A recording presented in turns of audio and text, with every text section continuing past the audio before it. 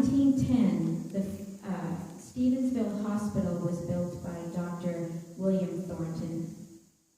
And there's the timeline.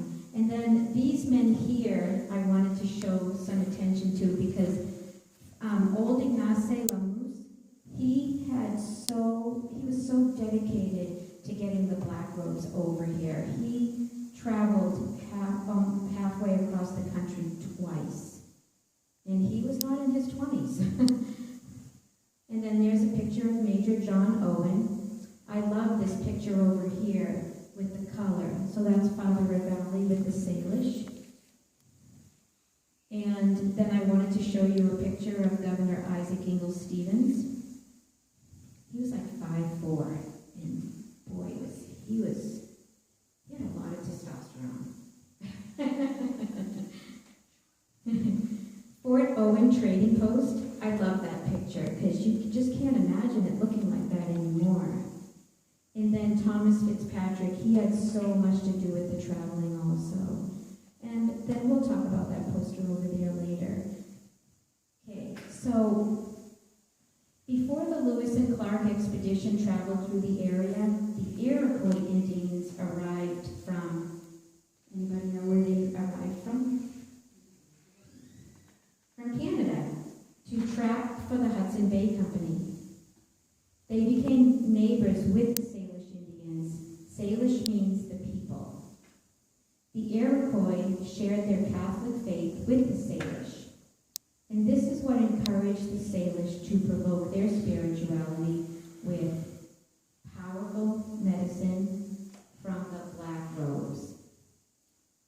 Therefore, in the spring of 1831, a team of 4 braves, 2 of them were Mimi Poo, or Nez Perce, but converted to the Salish tribe, traveled to St. Louis, hoping to recruit Jesuit priests to the and they succumbed to their illnesses in St. Louis. And the priests in St. Louis baptized them as they were dying.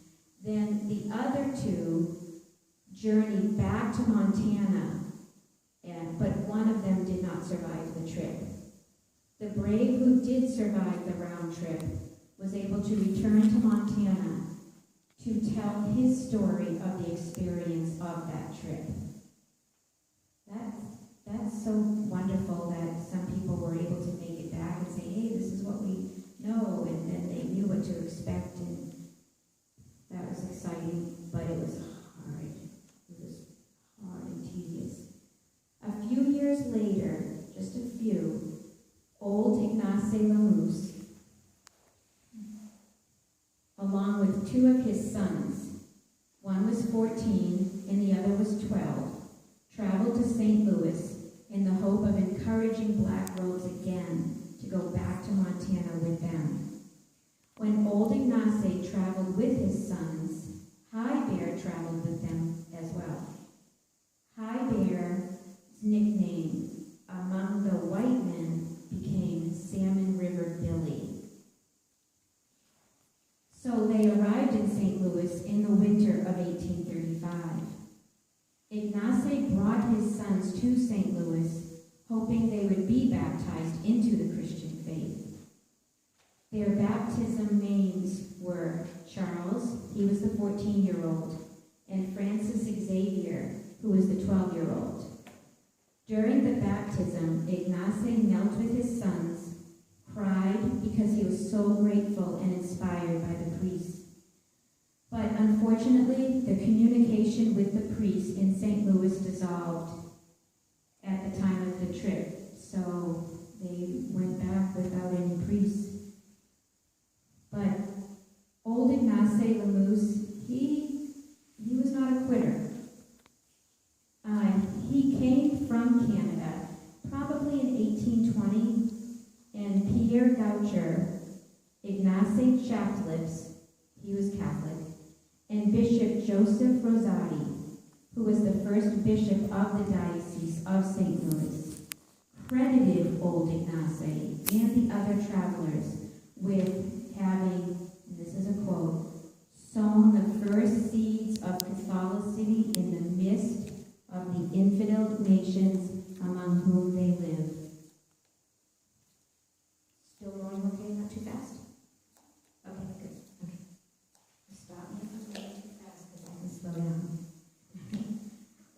Ignace, here we go again, okay, this was him not being a quitter. Old Ignace, along with 3 flatheads and 1 Nini Poo, or Nez Perce, made a 3rd attempt, but it took 4 attempts, to St. Louis to find a priest who was willing to move west to start the Catholic faith here. The Society of Jesus priest, who was willing and available, was Father Pierre Jean de Smet. Father de Smet was a very dedicated priest. He was the creator of the first Christian church and the first Catholic church in Montana.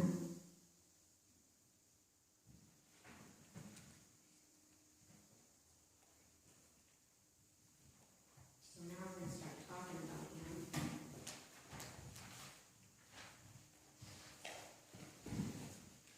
But I want to show him to you so you can visualize what he looked like as I'm talking about him behind his back. See how I'm behind his back and I'm talking about him? And then you can see what he looks like. So, Father Pierre Jean de Smet was referred to as the pioneer of pioneers. He was born in Belgium, and I'm giving you a bunch of dates because wouldn't it be exciting if you shared a birthday with some of these people? That's why I like to do that. He was born in Belgium on January 30th, 1801. But he lived in France, but he went back to Belgium to avoid Napoleon's persecution of Catholics.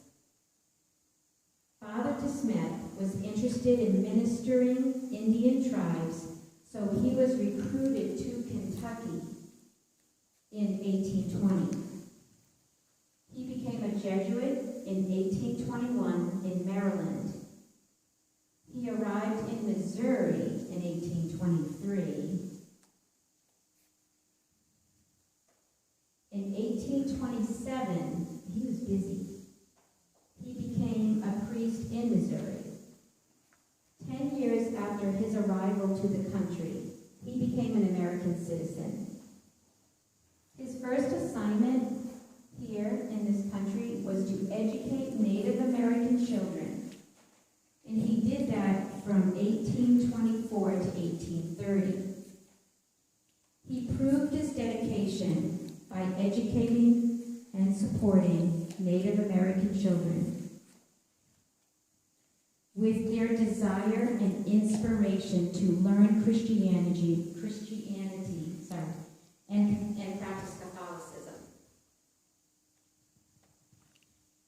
In his first 2 months with the Flatheads, Father de Smet baptized 600 men, women, and children. And some of those men included the chiefs of the Flatheads and the Pointe du Hay, which means hanging ears. People wearing earrings.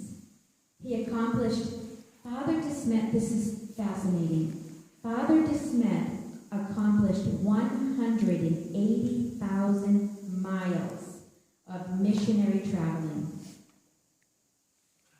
And I was complaining about a 2-hour drive to Stevensville. He departed from St. Mary's Mission in 1842 to establish the Sacred Heart Mission among the Coeur d'Alenes. He didn't find the Coeur d'Alenes to be very pleasant people, but he found them to be difficult. There was a World War I Liberty ship named in his honor, and Father de Smet passed away in St. Louis on May 23rd, 1873. So he was 72 years old. Not too bad. Not too shabby. And he was laid to rest in the Calvary Cemetery in St. Louis, Missouri. In 1839, the Iroquois were finally able to bring the Black Robes to the valley. A group of Iroquois and Salish met Father Pierre Jean de Smet in Iowa. They asked Father de Smet to move to Montana, white settlement. Father de Smet received donations to finance the mission